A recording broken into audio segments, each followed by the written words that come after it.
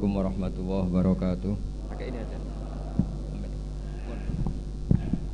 Alhamdulillahirabbil alamin. Wassalatu wassalamu ala asyrofil mursalin sayyidina Muhammadin wa ala alihi wa sahbihi ajmain amma ba'du.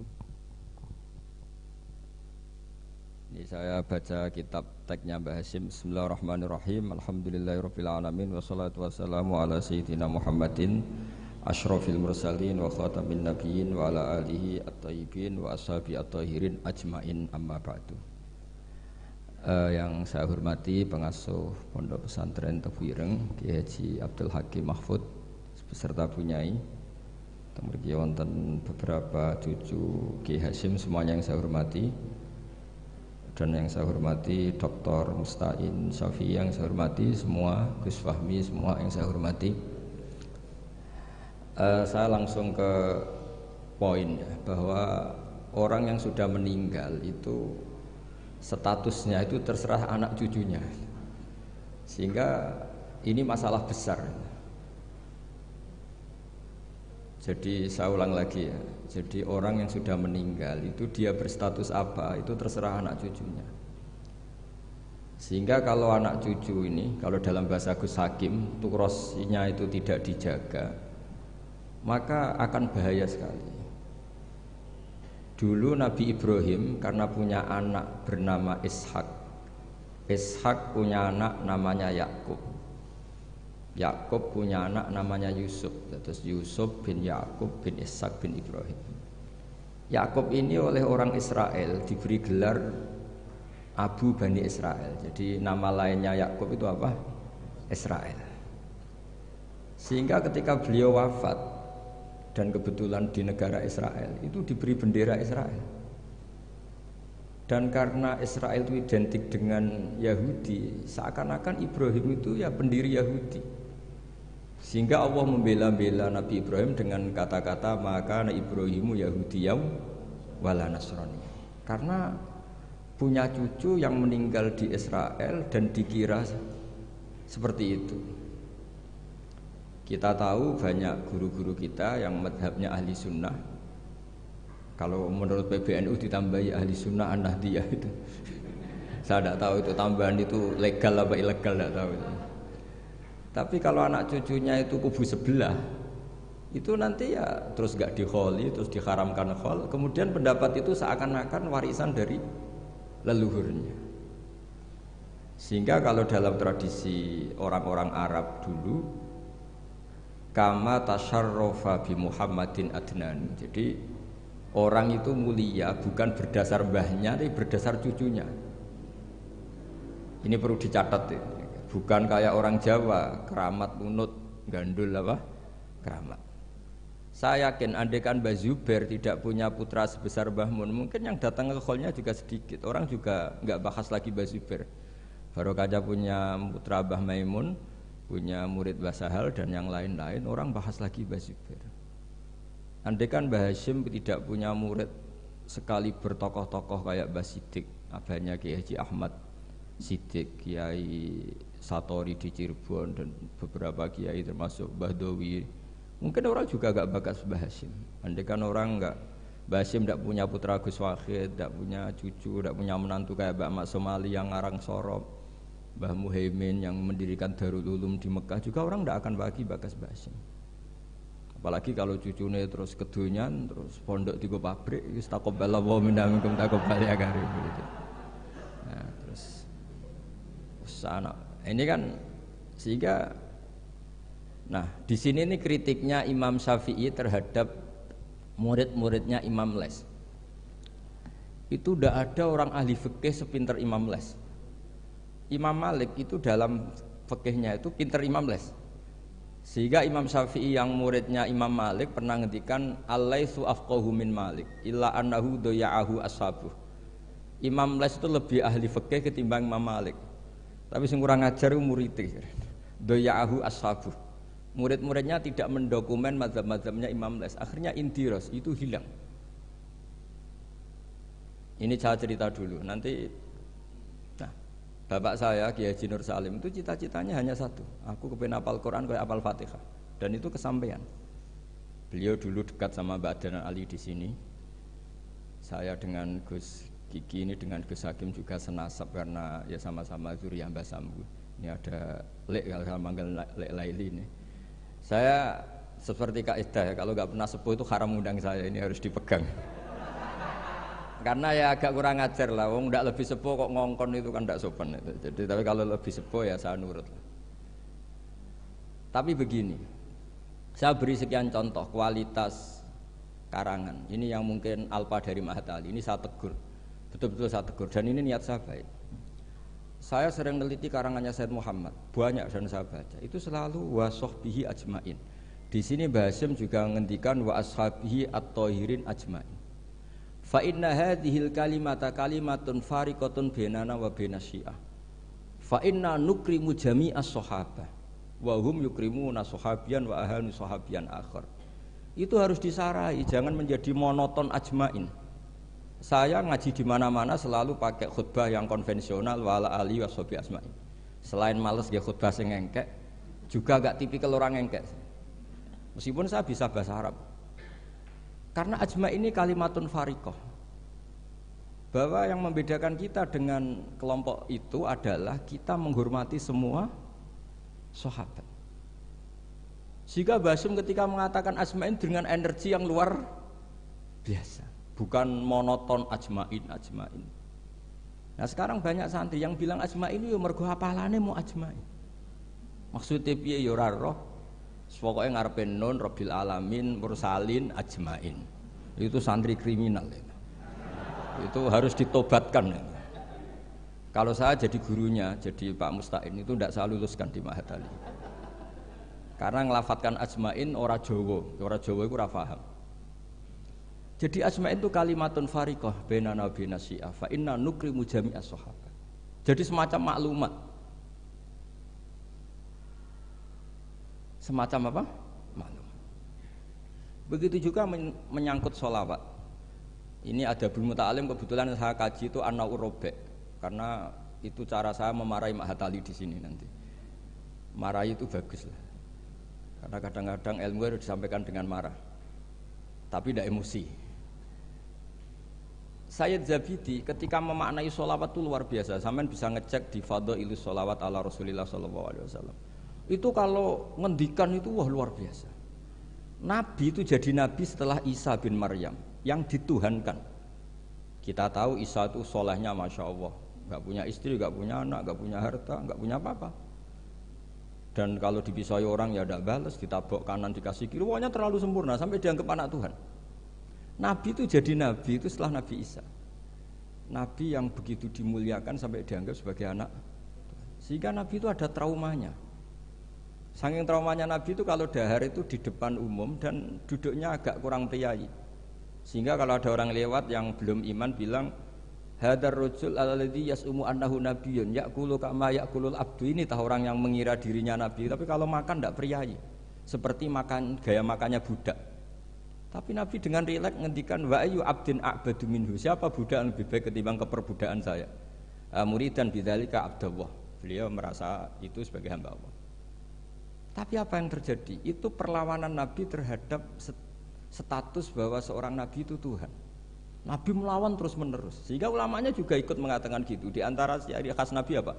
Al-a'rad al-basyariyah. Beliau harus punya sisi sebagai manusia. Karena itu bentuk perlawanan terhadap penuhanan Nabi. Yaitu zaman Nabi siapa? Isa. Akhirnya Nabi itu daharnya ya ibadah. Tidurnya ya ibadah. Nikahnya ya ibadah. Justru barokahnya Nabi nikah huwa basarun, buktinya yangkih, beliau menikah. Beliau juga basar, buktinya punya anak. Jadi semua yang terjadi pada Nabi itu bentuknya semuanya tauhid. Nafyul uluhiyah anil basar dan isbatul uluhiyah hanya kepada Allah Subhanahu. Nah, harusnya Mahatali itu punya kualitas seperti itu. Sehingga wong ajmain enggak ditakriri, ini saya curiga. Piye ya kalimat sepenting itu enggak ada penjelasannya. Nggak ada tahqiqnya. Ini yang keliru, semoga gurunya. Nggak perlu pengasuh, nggak berani ya. Nah, sehingga kata Sayyid Zabidi, hadhil ummah masunatun wa mar'iyatun, dari kesalahan. Umat ini pasti terjaga, tidak mungkin salah kayak umatnya Nabi Isa. bi barokati sholat ala Rasulillah sallallahu alaihi wasallam. Cara berpikir gimana? Begini, Allahumma itu Tuhan. Ya Allah, saya minta sholli, berikan sholawat terbaikmu ala Muhammad. Sehingga Allah tetap posisi pemberi, apapun hebatnya Nabi itu penerima. Sehingga jelas aturan mainnya, engkau pemberi, Rasulullah apapun hebatnya penerima. Dan ketika kita bilang Allahumma sholli afdhalus sholat, sholawat terbaik engkau kasihkan sama hamba terbaik engkau. Sehingga jelas ini Tuhan, ini hamba terbaik. Dengan sholawat maka umat ini tidak akan menuhankan kanjeng Nabi Muhammad SAW. Apapun sempurnanya Nabi. Nah ini sekarang banyak orang sholawat tuh pakai target 1000 khasiatnya gini, 100 begini. Oh itu juga kriminal menurut saya. Dalam konteks ilmu ya. Jadi dalam konteks mujarrobat atau primbon itu bagus. Tapi kalau dalam konteks ilmu itu tersangka. Ini kata Said Zabidi, bukan kata saya yang ngarang kitab Ithaf. Dan kita tahu Mbah Hashim ngaji sama Mbah Mahfud. Mbah Mahfud punya abah juga gurunya Mbah Abdullah, Mbah Abdul Manan. Nah, Mbah Abdul Manan ini orang yang lazama Sayyid Zabidi Sahibul Ithaf. Itu luar biasa. Saya mohon ilmunya Mahatali seperti itu. Sehingga kata Sayyid Zabidi, wa Muhammadun wa in jalla qadruh yahtaju ila sholatihi ta'ala. Apapun hebatnya Nabi, jalla qadruh tetap butuh pada Allah. Dan itu jadi bagus karena Allah pemberi, Nabi penerima. Artinya hadil ummah tidak akan terjadi penuhanan terhadap Nabi Muhammad sallallahu alaihi wasallam bi barokatis sholawat. Dengan pemahaman seperti ini. Sehingga Sayyid Muhammad kalau muji Nabi, semua ulama kalau muji Nabi pasti tidak meninggalkan kata yang ada di Burdah, dak mad da'at hun nasara fi nabihim. Wis ke muji Nabi sak karep-karepmu, tapi dak ninggalo sira ma ing perkara iddaat hun nasara fi nabihim. Hindari pengkultusan yang berlebihan kayak yang dilakukan orang Nas.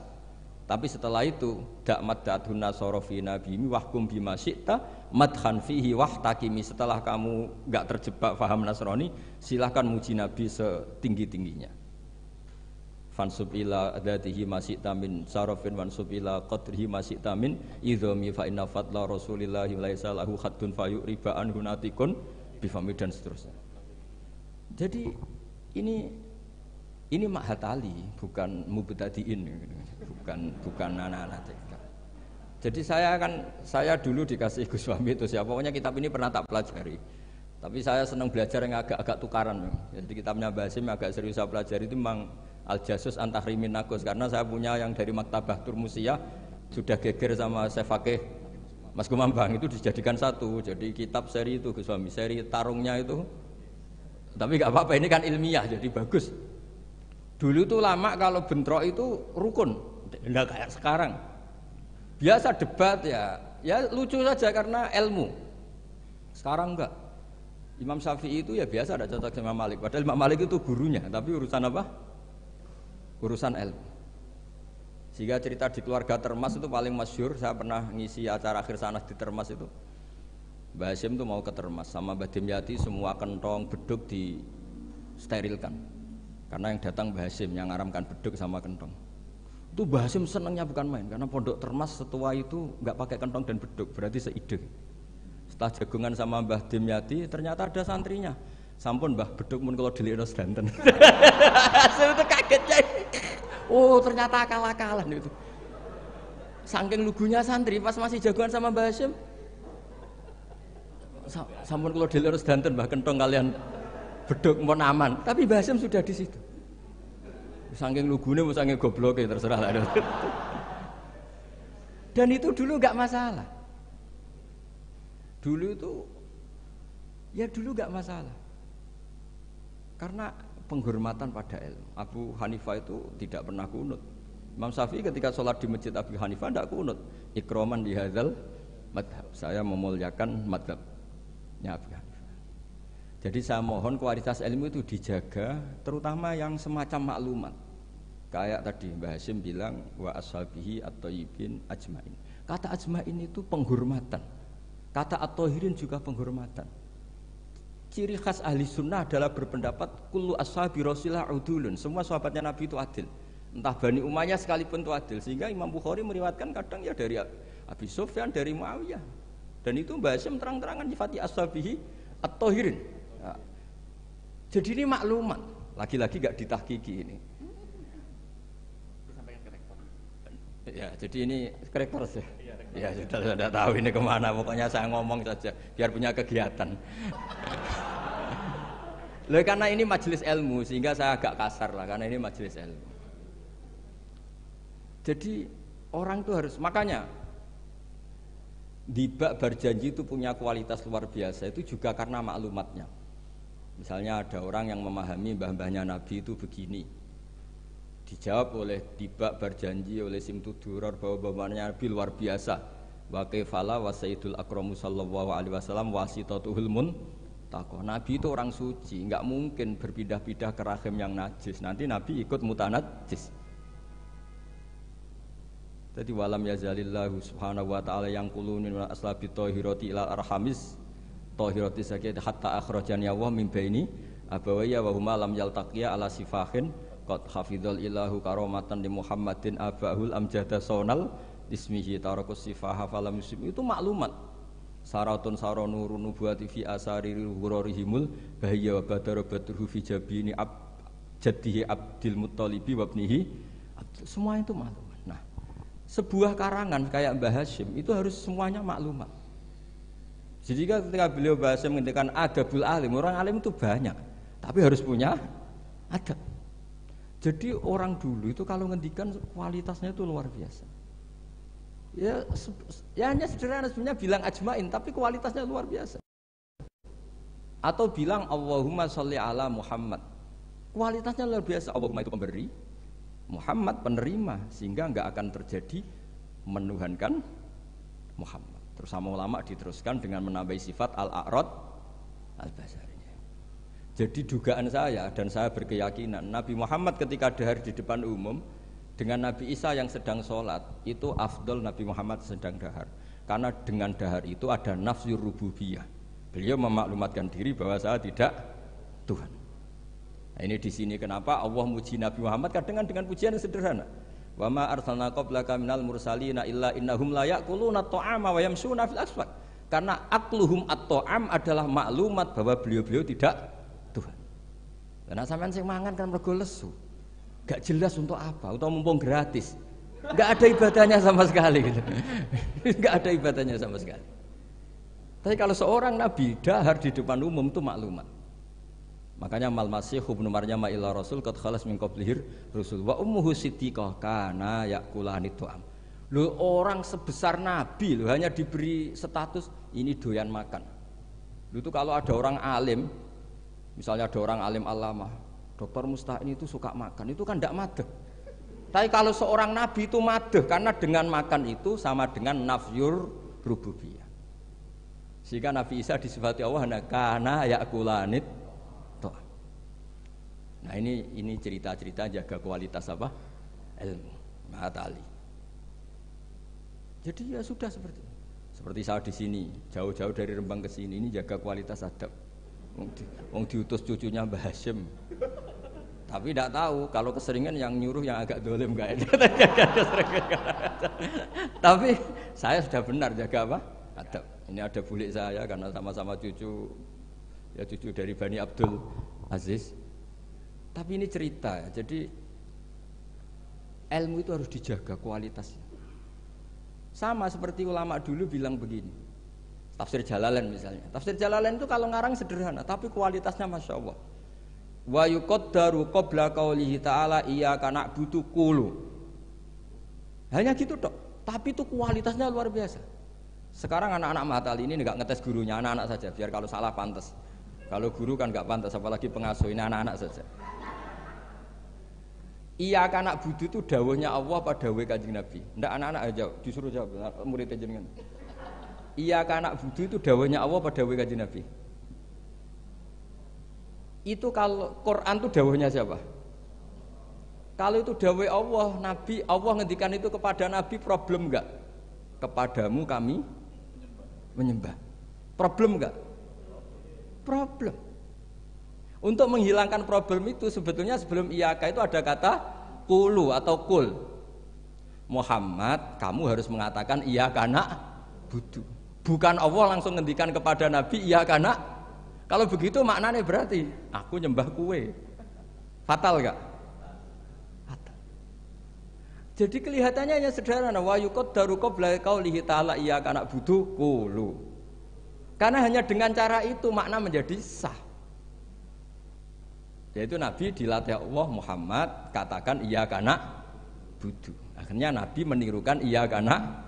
Memang iyyaka na'budu dawuh Allah, tapi yang dilatihkan untuk Kanjeng Nabi. Jelas nih. Nah itu cara jaga kualitas apa? Jadi hal-hal yang kecil itu. Begitu juga koma atau fasal. Alhamdulillahilladzi anzala ala abdil kitab wa lam yaj'al lahu iwaja qayyima. Itu kalau tidak difasal dengan sakta, maka maknanya Tuhan yang tidak menjadikan Quran itu iwajan, tidak dibikin bengkok, qayyiman ya tidak dibikin. Berarti Quran itu ya agak bengkok, agak lurus. Itu fatal. Tapi kalau diberi jeda fasal atau sakta, Allah tidak menjadikan Quran sebagai yang bengkok, berhenti. Maknanya agak bengkok itu apa? Qayyimah. Nah, makanya terus ada sakta. Karena dengan sakta itu qayyimah menjadi penjelas lam yaj'al iwaja. Tapi kalau langsung maka ada tasallutul amil lam yaj'al pada iwaja. Tapi kalau dikotok, dipotong, itu Allah yang tidak menjadikan Quran sebagai iwaja, berhenti. Tidak iwaja itu apa? Qayyimah. Sehingga terus diharuskan ada sakta. Jadi ibarat ginilah, saya sebagai kiai Anda bilang, "Cung celokno Zaid, cung aja nyeluk Zaid." Berhenti Umar. Mana jangan nyeluk Zaid, tapi panggilkan Umar. Tapi kalau jangan panggilkan Zaid, Umar, Bakar, semuanya dilarang dipanggil. Nah, sehingga kamu jangan hanya mentang-mentang ngaji, pokoknya anut guru sakta, jangan seperti itu tidak mahatali. Maksudnya sampai tahu kenapa harus terjadi apa? Sakta. Begitu seterusnya di surat Yasin. Qalu ya wailana man ba'atsana min marqadina hadza ma wa'adar rahman. Ketika orang-orang kafir bangkit dari kuburan, itu mereka tanya, "Man ba'atsana min marqadina?" Siapa sih yang bangkitkan kami? Enak-enak mati kok ada yang bangkitkan. Nah, ini qaulu mustafhimin atau su'alu sa'ilin. Terus dijawab, hadza ma wa'adar rahman wa sadaqal. Ini sudah janji Allah. Nah, berhubung hadza itu qaulu mujawibin, yang pertama qaulu sa'ilin dipisah dengan sakta.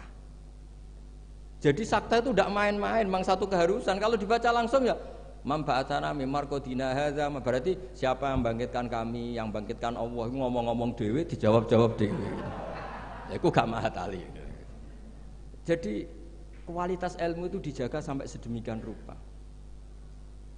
Nah, makanya saya baca An-Naur Robe itu luar biasa ketika Mbah Hashim memberi warning, ilmu itu dijaga kualitasnya per item, per huruf.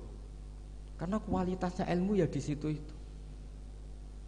Ya saya ulang lagi, kualitasnya ilmu di situ. Sama-sama mengatakan ajmain. Tapi kalau mengatakan orang sekali Said Muhammad, sekali Mbah Hashim, sekali Mbah Mun, Mbah Karim, Mbah Maksum Ali itu maklumat. Iki locong ahli sunnah. Ciri khasnya apa? Ikramu jami'is sahabat. Ketika Mbah Hashim menyebut wa ala alihi at-thayyibin, beliau jelas di konon ahli sunnah wal jamaah wa nukrimu ahlal. Jadi ya bikin muqaddimah sekaligus maklumat. Nah, ini yang mungkin orang terus nganggap itu monoton. Ini yang kita sayangkan. Sebenarnya kalimat-kalimat itu kalimat maklumat atau kalimat jati diri. Dan seterusnya dan seterusnya. Ini yang terakhir. Ini kan alhamdulillah ada pelaturan di atas jam 9 nggak boleh. Jadi ini melanggarnya jangan lama-lama nanti. Bebas melanggar. Saya mohon sekali kualitas ilmu itu dijaga. Nah, terus tentang penulisan Gus Isom, saya alhamdulillah pernah ketemu beliau ketika saya dulu makili Pondok Anwar di Pondok Lirboyo. Pas itu Gus Isom sudah senior di Lirboyo. Jadi saya pernah ketemu Gus Isom Hadik di Lirboyo. Jadi tahu betul lah beliau orang alim dan ceria dan sangat suka mendokumen, termasuk dokumen itu pernah naskah itu ditemukan di Rembang karena dulu teman-temannya Mbah Hashim itu banyak yang di Rembang. Mungkin Gus Hakim suatu saat juga harus melihat naskah beliau yang ada di buyut saya punya buyut kandung namanya Kiai Fauzan, itu dulu teman dekatnya Mbah Hashim, itu ada tulisan-tulisan tangannya siapa? Mbah Hasyim. Jadi buyut saya di Lasem itu namanya Mbak Idrus. Idrus itu bin Umar. Ini yang Umar bin Arabi sama dengan nasabnya Ki Hamid Pasuruan. Mbak Umar ini punya istri namanya Maimunah. Ini binti Abdul Aziz. Karena Mbak Maimunah itu saudaranya Mbah Bedowi. Nah, buyut saya kandung itu Mbah Maimunah itu punya anak namanya Idrus, itu punya istri namanya Sofia. Nah, Sofia ini yang orang Kudus. Sofia punya adik Badi'ah yang melahirkan Mbah Sahal itu. Nah ini beliau-beliau terus punya adik, diantaranya Nyai Fadilah, yang diantara cucunya ada Pak Said Akil. Tapi singkat cerita di situ itu Gus Hakim itu ada tulisan tangannya Mbah Hasyim ketika memberi ijazah baca Sahih Muslim, Sahih Bukhari dan tulisannya Mbah Hasyim. Sehingga kalau mungkin tim bisa ke sana itu di Sarah Muslim, Sarahnya Muslim Imam Nawawi itu ada tulisan tangannya Mbah Hasyim. Itu tanda tangannya begini, kata bahu bibananihi muhauqilan wa musabbihan, mem gini Hasyim Asy'ari. Jadi beliau kalau nanda tangan itu diberi tambah, saya menulis ini bersamaan dengan membaca tahlil dan tasbih, muhauqilan wa musabbihan. Saking religiusnya Mbah Hasyim. Jadi beliau kalau di kitab saya itu milik buyut-buyut itu. Sehingga saya alhamdulillah sekarang sambung sama Gus Hakim, sambung sama Gus-gus di sini. Saya senang sekali. Kalau ngeritik itu tidak ngeritik, tadi yang ngomong saja lah, supaya karena tadi Mbah Hasyim ngaji sama Mbah Mahfud, maksudnya di antara gurunya Mbah Mahfud selain Syekhona Khalil, dan Syekhona Khalil fi akhir hayati ketika Mbah Hasyim baca Bukhari, beliau datang ke sini, kila istafada minhu sebagai bentuk pengakuan kalau Mbah Hasyim adalah tokoh yang luar biasa. Sehingga hadara majlisahu syaikhuhu. Ketika beliau ngajar Bukhari itu Syekhona Khalil pernah datang ke sini ke Tafwir. Nah, saya berharap kualitas ilmu itu seperti itu. Baca sholawat itu adalah bentuk penghormatan kita kepada Rasulullah SAW, bahwa beliau mendapat sholawat terbaik dari Tuhan yang Maha Esa. Tapi sekaligus maklumat kita tidak akan kecelakaan kayak yang dialami orang apa? Nasrani. Karena jelas Allah pemberi, Nabi penerima. Apalagi ditambahi abdika wa rasulika, tambah maklumat bahwa apapun hebatnya Nabi tetap abdu. Sehingga sifat terbaik Nabi apa? Abdullah. Sehingga ketika peristiwa Mi'raj sedahsyat itu Allah nyifati subhanalladzi asra bi abdihi. Nah, dengan cara-cara seperti itu kita menjaga kualitas ilmu. Tapi kalau kita tidak mengingatkan itu, ya dikira itu lafaz yang monoton, yang copy paste, yang klise, yang biasa. Maka ini sebelum saya ngakhiri ini, saya baca yang An-Na'u. Ini kitab saya yang beda sama halamannya mungkin sama jenengan, tapi nggak apa-apa lah. Apa? Enggak, yang anak-anak kan punyanya yang ini. Anak-anak punyanya yang apa? Yang dimiliki anak-anak? Oh, ya kalau yang di cetakan Irsadusari itu halaman 46, tapi kalau yang di cetakan ini pokoknya ikutnya An-Na'ur Rabi'. Tidak supaya ngerti betapa Mbah Hasyim ingin santri-santrinya itu detail.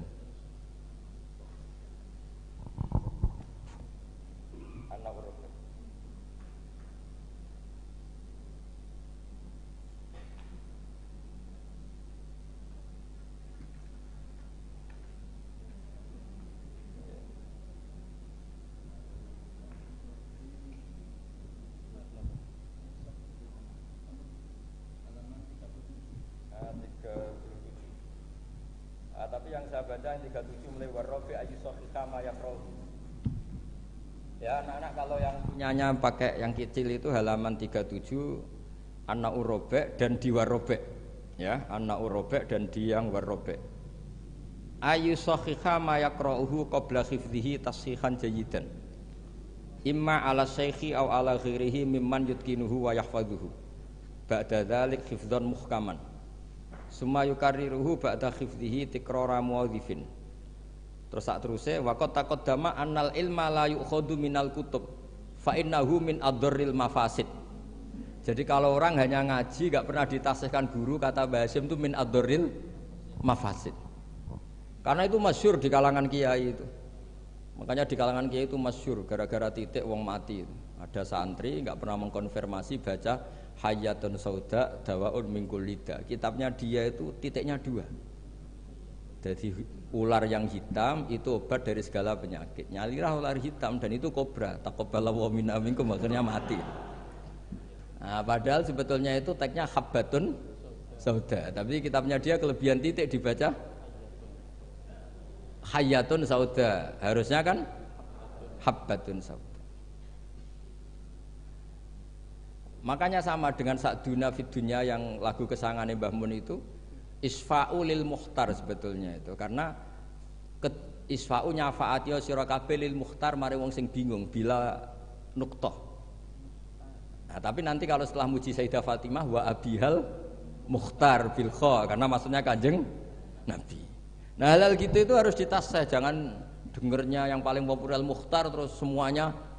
Masa berarti isfa'u nyafaati sira kabeh lil mukhtar mari Kanjeng Nabi sing dipilih. Sing butuh syafaat iku kowe ra Kanjeng Nabi, bocah kok sembrono. Nah, halal gitu itu ini pesennya Mbah Hasyim. Murid itu harus menaskah bacaannya. Ayu sahihha ma yaqra'uhu qabla hifdhi tashihan jayidan imma 'ala syekh au 'ala ghairihi mimman yutkinuhu. Makanya saya alhamdulillah termasuk Gus modern yang sampai sekarang terima sorogan. Mulai diantaranya cucunya orang alim-alim top. Ya enak mumpung nompo sorokan iso ngamuk lah. Karena saya dulu ya barokahnya pernah sorokan sama kiai-kiai saya di sarang, utamanya sama Mbah Mun dulu. Mbah Mun kalau ngecek muridnya gini, apa Pak Rozikin siapa? Roziki apa Rozikin? Kalau Rozikin ya salah, satu orang kok jamaah ini. Tapi ya gak apa-apa, jeneng gak pakai, gak jelas sih. Nah ini kan ngaji ilmu, jadi ya yang salah disalahkan. Tapi bukan berarti salah betul ya, enggak. Ya ada salahnya. Dulu itu Mbah Mun tuh kalau ngetes muridnya itu sebelum seminggu disuruh bikin teks khutbah. Lama-lama sebelum 1 hari, lama-lama sebelum 1 jam. Kalau 1 jam kok putrane sudah bisa bikin, berarti pinternya bahasa Arab sudah malakah. Saya dulu belajar Sahih Muslim itu yang baca saya di depan Gus Subak putrane Mbah Mun. Saya sering disuruh baca kitab di depan Mbah Mun.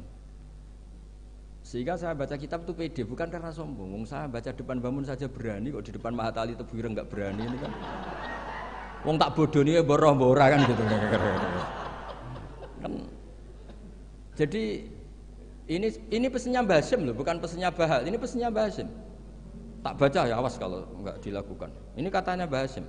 Warabe ayu sahihha ma yaqra'uhu qabla hifdhihi tashihan jayidan imma 'ala syekh aw 'ala ghairihi mimman yutqinuhu wa yahfazuhu ba'da dzalika hifdzan muhkaman summa yukarriruhu ba'da hifdhihi takrara muadzifin takrara muadzifin sama itu masternya wala yahfadzu syai'an qabla tashihihi li annahu yuqi'u fit tahrif wa qad taqaddama annal ilma la yu'khadhu minal kutub fa innahu min adharril mafasid kata beliau. Jadi nggak boleh anak-anak baca mandiri itu. Kalau baca mandiri ya seperti cerita-cerita itu.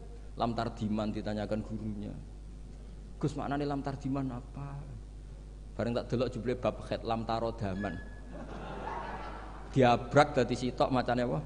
Lam tardiman. Dadi lam taro rane ngali sapa mar'ah daman ing getih. Oleh takok Gus lam tardiman maknane apa? Bingung kene kan. Piye? Ya, seperti guyonan itu ya Gus apa? Gus Umaryoto itu Imriti dibaca apa? Umaryoto bingung kan? Itu guyonannya kakak saya ini sama itu.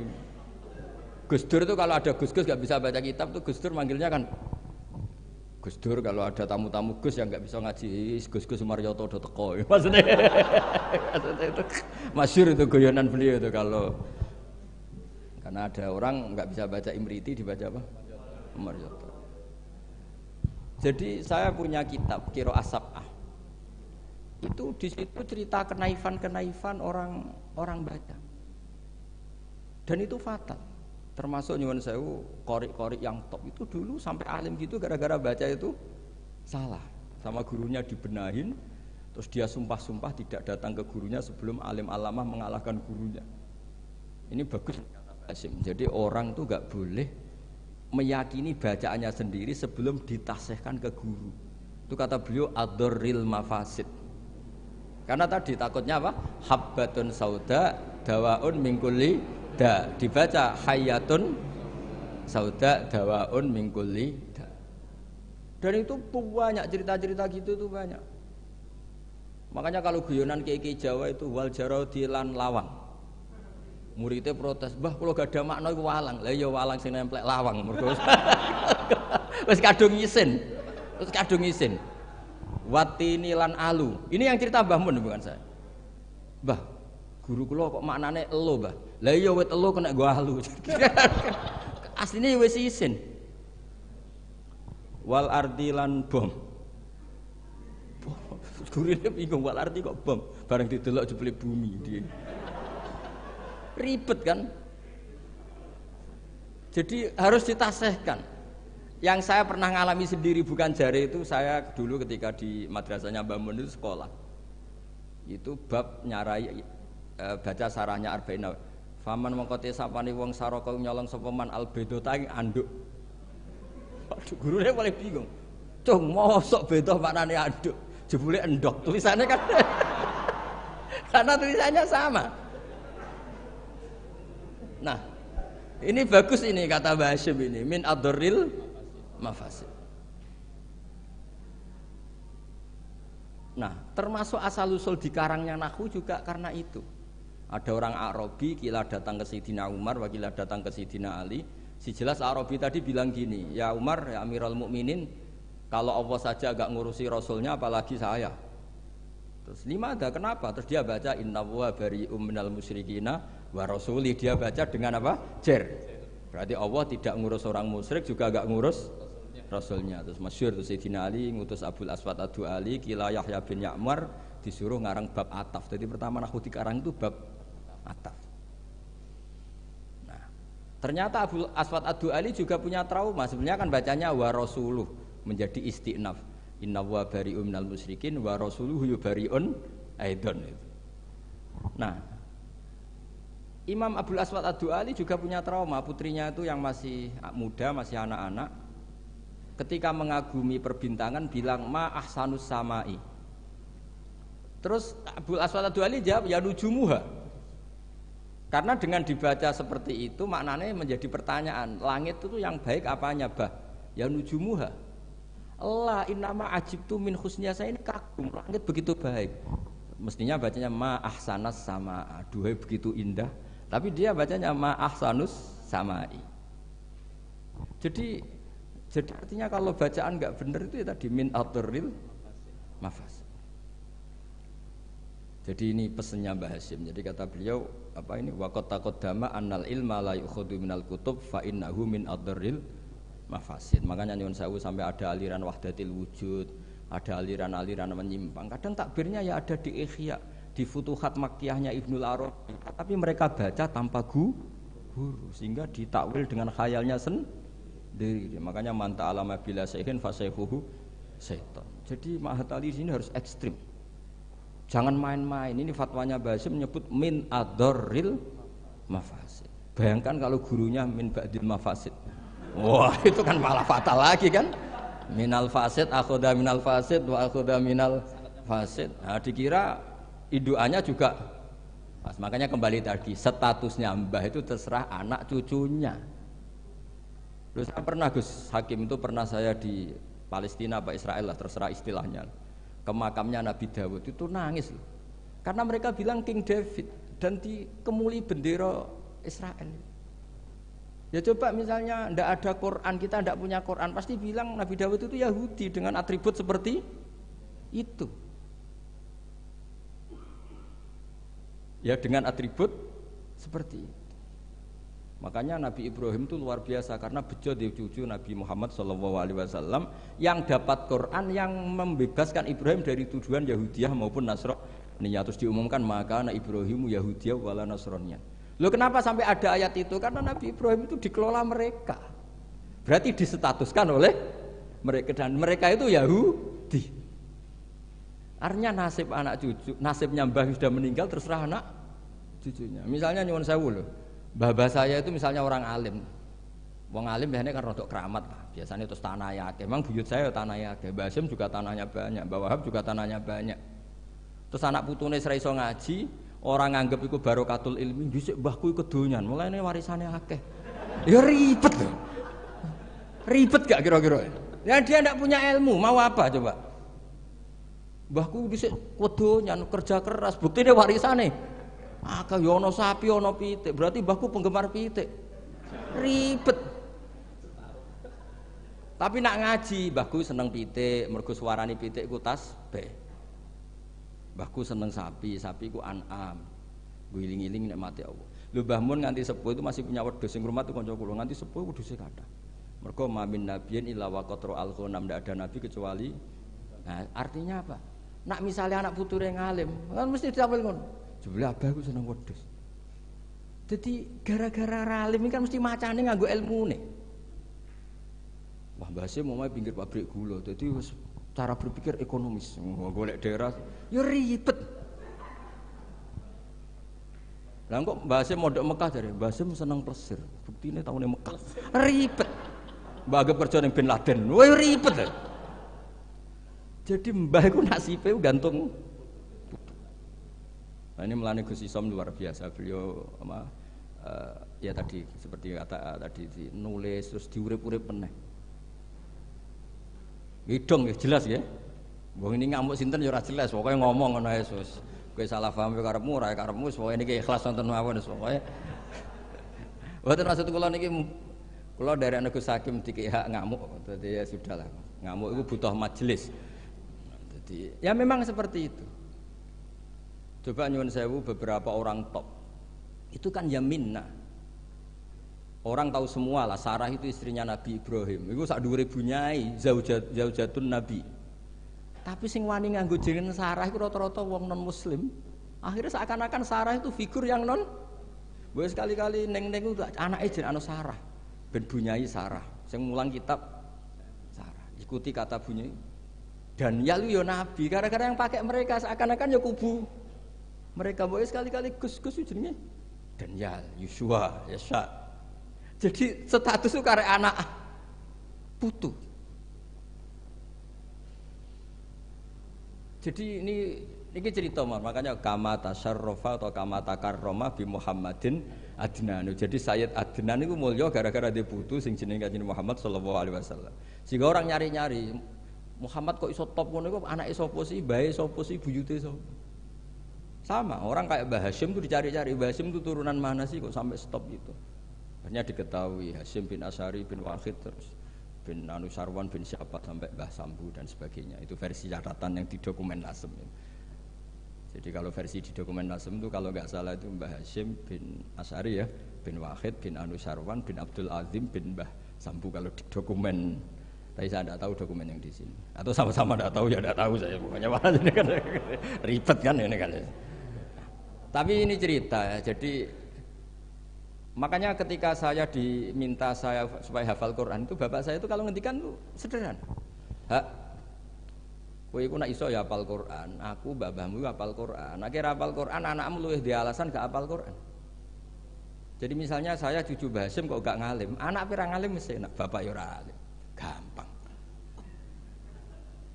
Jadi terus bikin generasi. Misalnya saya ada hafal Quran kan anakku gampang. Hafal Quran niru bapak. Keren. Jadi walhasil nasibnya Mbah ini karek anak.